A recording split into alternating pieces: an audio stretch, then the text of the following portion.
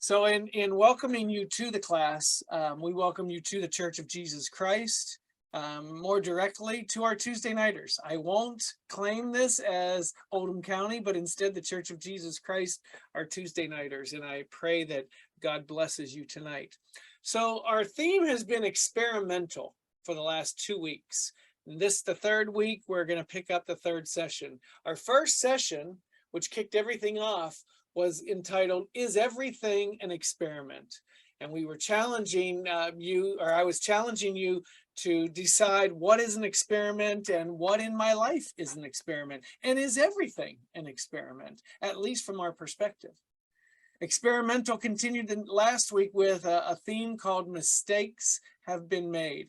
And we did a study and an exploration into the mistakes that have been made, beginning with Adam. And I tried to, and I hope I made this point, to point out that Adam's mistakes were not just his, but probably necessary to the process of mankind. Pointing out that had Adam not made mistakes, had Adam not fallen, had Adam not sinned, we never, as mankind, would have been beyond just two individuals. And so having said that, we read on to find out that they would have been without joy. So not only would we have been two individuals in all of mankind, we would have been two joyless individuals. And so mistakes have been made. These were presented to question you and hopefully provide some answers as we go. We continue to ask questions and don't always answer those to provoke your own independent thought. They intend to help guide you to your own conclusions. This theme is truly based on a personal quest for each one of us so that we can discover our own understanding. Things like, why experiment? Do I experiment? Do I experiment enough? Am I myself an experiment? These questions, or any questions, but these as well, should always lead to and end with personally defined answers. And if not, we're left with our own personal confusion, and that's never the intention. And so if we're going to ask a question, we should pursue until we find that answer. And that's really, in general terms, what this class is all about. So maybe we start by deciding what experiment means to each one of us. What do you consider an experiment to be? In its most basic form, an experiment is nothing more than a test. And maybe we start in concept by experimenting with experimenting. Just consider experimentation. And once you get past that, then maybe put your toe in the water a little bit with experimenting yourself. Are life's experiments taking place more than we think? Is it happening more often than we think? For instance, riding a bike for the first time, exploring a national park, going to a live show, singing in a choir, playing a sport, a new restaurant, making a career choice. Are all of these experiments? And finally, choosing Jesus Christ. Is that in itself an experiment? Are any of these, or even are all of these, some form of experimentation? And that's what our class is about.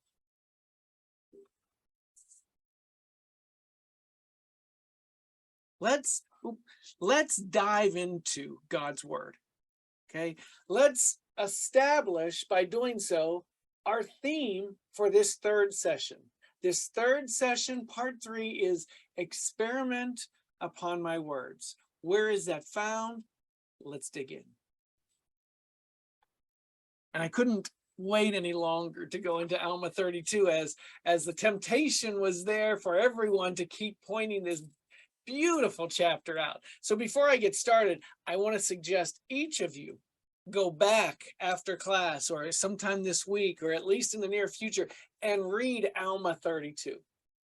So to give you the introduction to the verses we'll get to, we're going to skip 1 through 25, and they're fabulous. And I feel so badly skipping these. Some of them hold some of my favorite verses in the Word of God, but that's not where we're going to sit. So I'm going to give you a little bit of an overview.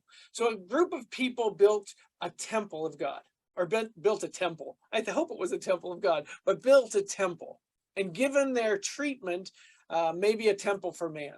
Because after they were done building this temple, they were kept out of the temple, being seen as lesser than and unworthy to even enter into the temple, given their clothing, their status, their income.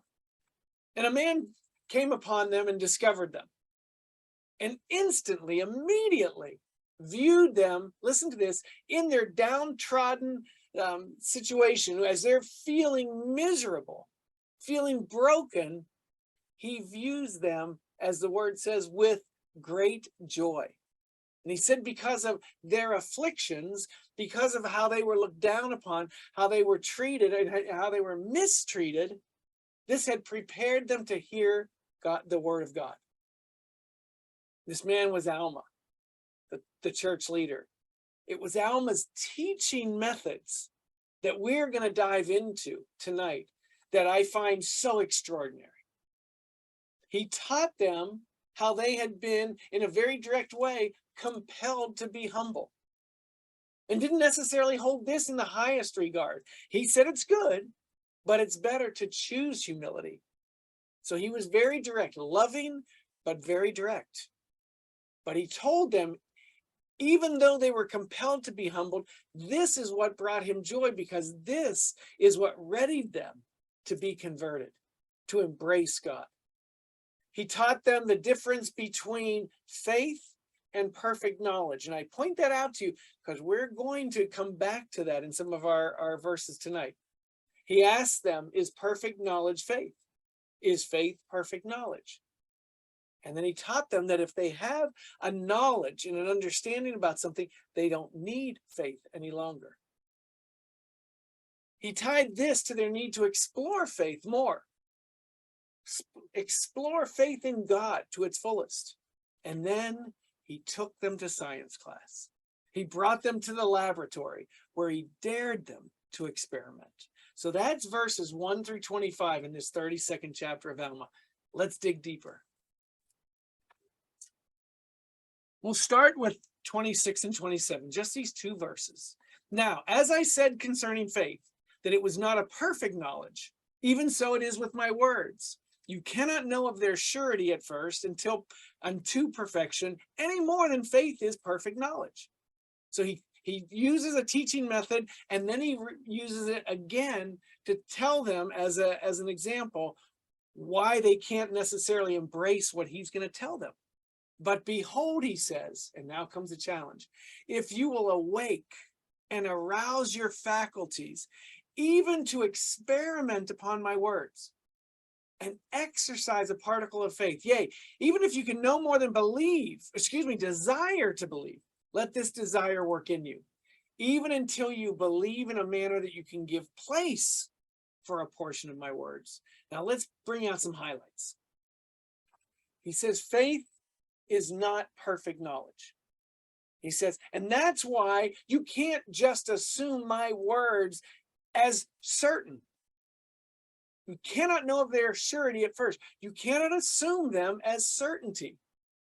So, having given that, he says that just awake, just stir yourself a little bit, arouse your faculties, and experiment on my words. Don't necessarily accept them, at least experiment on them. What a fabulous way of introducing the gospel. He said, experiment on my words and exercise a particle of faith. He doesn't make this a huge challenge. It's just a particle of faith. No one can turn that down. He understood that. And if he said, believe that the Red Sea opened, maybe they all walk away in that moment. Instead, he said, just a particle of faith is all we need. Even let that desire, if you can just desire, let that desire grow, at least till you can believe in a way to give place, maybe to a greater portion of my words. That's all he says. Now, if he has them leaning in, he continues with the next verse. Now, if you give place, as I asked you to before, that a seed may be planted in your heart, a foreign entity enters into your heart, behold, If it's a true seed or a good seed, and you don't cast it out by unbelief, that you will resist the Spirit of the Lord, behold, it will begin to swell within your breasts.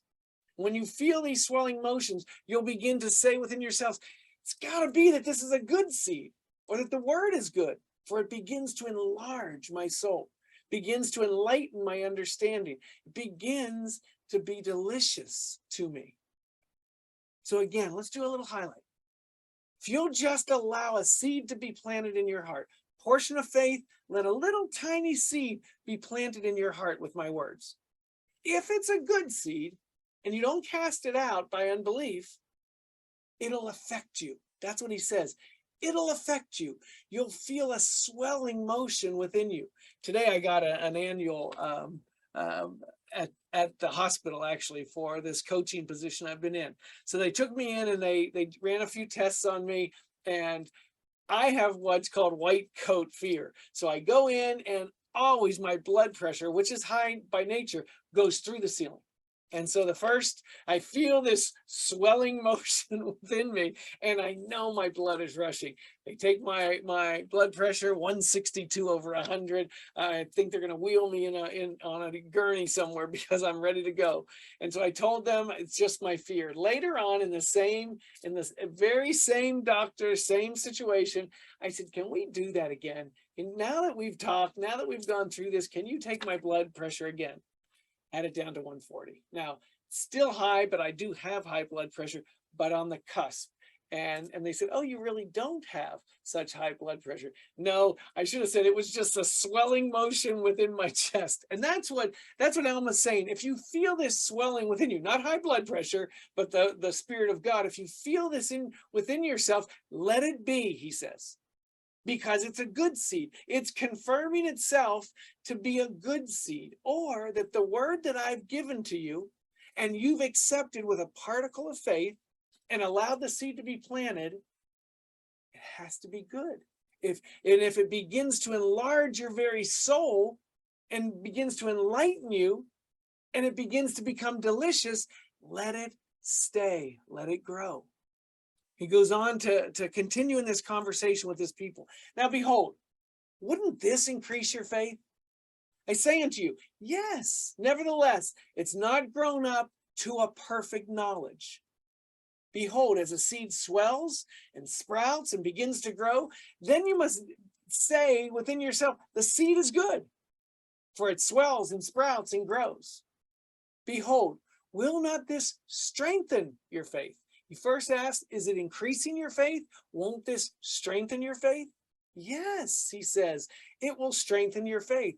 For you will say, I know this is a good seed, for it sprouts and begins to grow.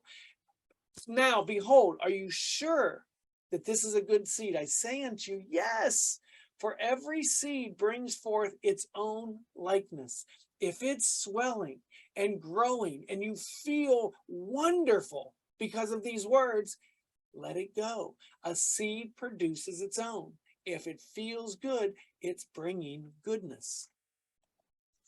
A little more focus. Doesn't it increase your faith? It's not perfect knowledge. It's just strengthening your faith. We're getting there, is what he's saying. Stay with me, is what he's telling this people.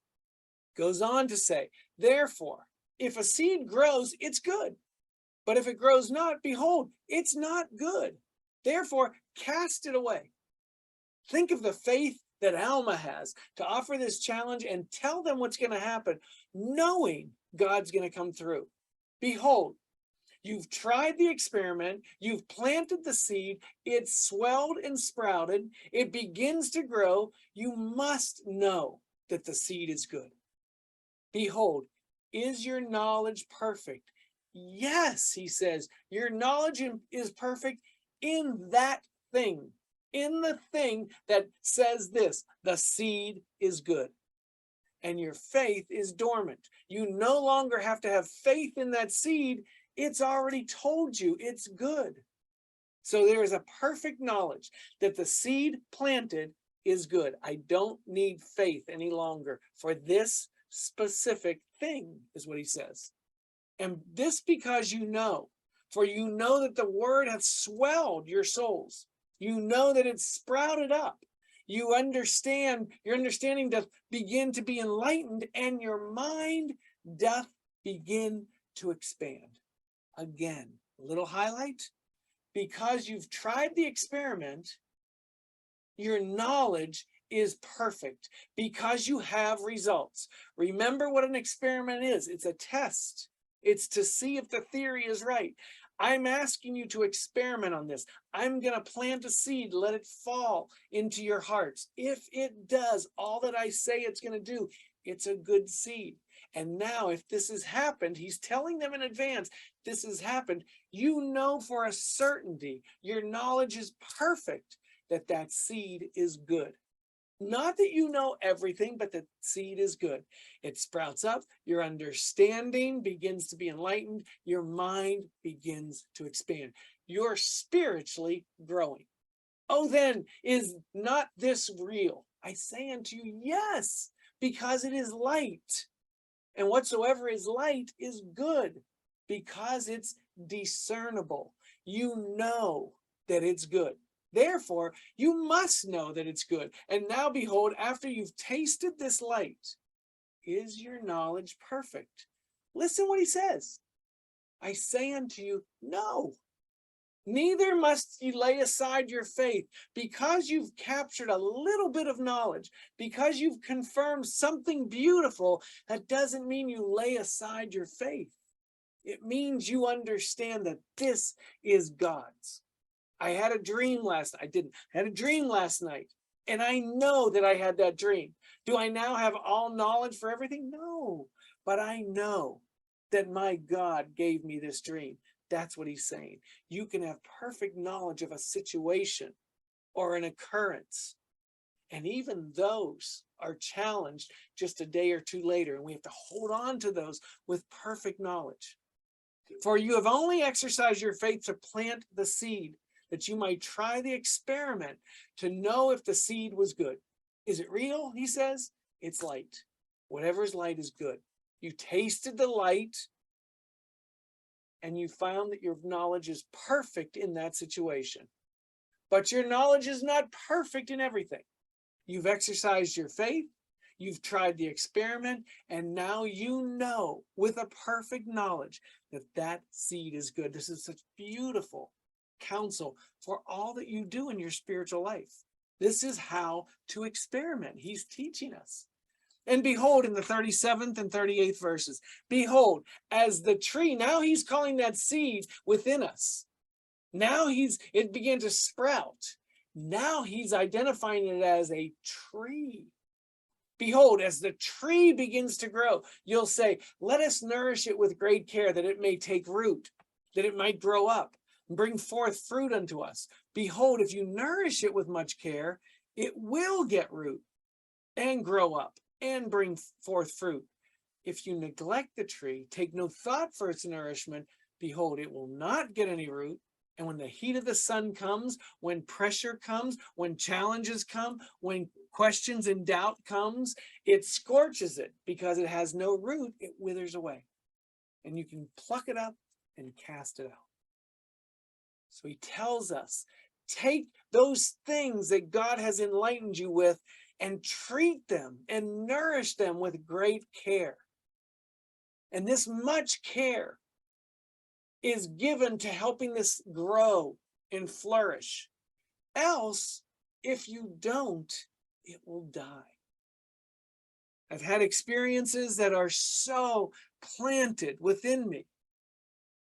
And as a young person, especially, I remember I've questioned and doubted and allowed them to become question marks instead of the exclamation points that they originally were. I know that my God is. And then they became questions as I was tempted and neglected care for those beautiful experiences. So he's asked us to experiment. He's taught us how to experiment. He's taught us how to maintain our truth when it's identified. And he's taught us to continue to nourish it forever so that that truth never is taken from us. Many times, life is defined by the opportunities presented. Our lives are defined by the opportunities in front of us. Are these opportunities best seen as experiments? And are these experiments our personalized life tests? We read in the Word about seeds planted in our hearts. Are these seeds the same opportunities to explore God's ways? Are these tests God's way of sending us lifeboats and rafts? And that's the reference to the man who complained to God. And he said later, didn't I send you a raft in the middle of that flood? Didn't I send you a lifeboat? Are these tests God's way of telling us, this is your answer, climb in. Let that seed grow within your heart, as Alma said it. Experiments are for those who desire more. And Jesus Christ provides more. More of what is good. Alma just taught us that. Going on.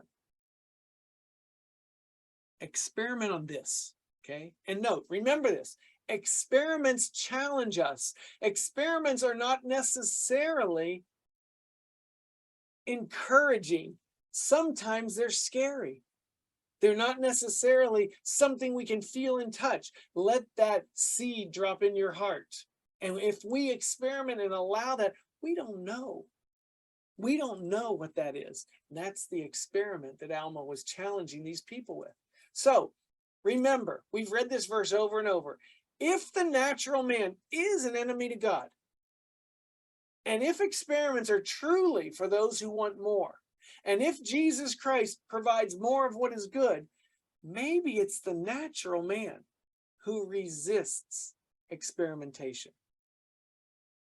Maybe experimentation is the gateway, the entranceway to something greater for us. Would most of us rather stay safe in what we know than allow an unknown seed to be planted? I believe Alma knew that about our very natures. And that's why he tiptoed and gently encouraged these people to experiment upon his words. He knew that by nature, the natural man would push against and resist. So he made it a reachable goal. Just a particle of faith, just a little bit of faith. Just experiment on my words. Just let a seed drop on your heart. Does such experimentation feel risky? Maybe even a little too risky? Who is it that's resisting is what I'm asking tonight. And I'm asking you just to experiment on my theories. Experimenting is what it feels like to step outside the box. And I want you to hear this. You are more than what you think you are. All of us are. You've already stepped outside the box. You decided to commit your life to Jesus Christ. And the reason I say you've stepped outside the box with such a decision is this. It's not natural. The natural man, an enemy to God, it's not natural to choose Jesus. It's spiritual.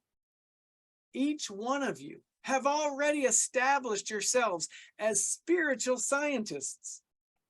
You began experimenting with Jesus Christ years ago. All that you committed to was really unknown to you. That's why it took you so long to say yes. So you began experimenting with Jesus Christ years ago. These classes are not to take you towards danger. They're built to reinforce your willingness to explore more. They're to encourage you to explore more goodness as provided by Jesus Christ, to challenge you to reach further. Might you continue as you started so long ago, might you continue experimenting with Jesus Christ.